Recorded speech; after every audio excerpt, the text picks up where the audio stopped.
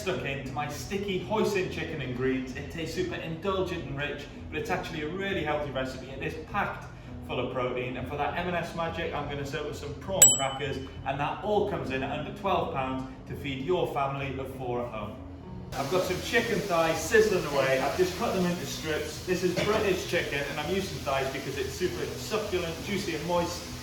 I can't say moist. It kicks off with the comments. I say it all the time. And while that chicken's cooking, time to prep the veg. Speedy little shortcut. I'm going in with this pre-chopped, cooked with M&S, garlic and ginger. Save the chilli for later.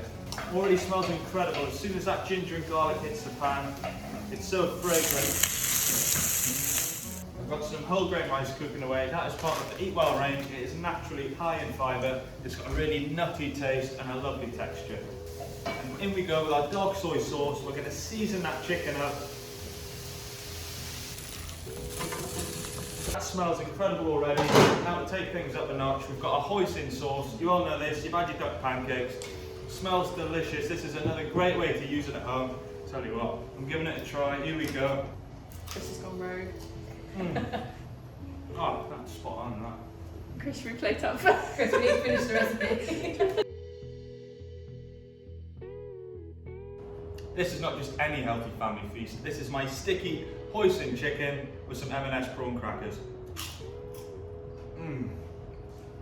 That is delicious. The chicken is so succulent and moist. You've got the crunch on the green beans, that sticky rich hoisin sauce that we all know and love. You've got to give that one a go at home.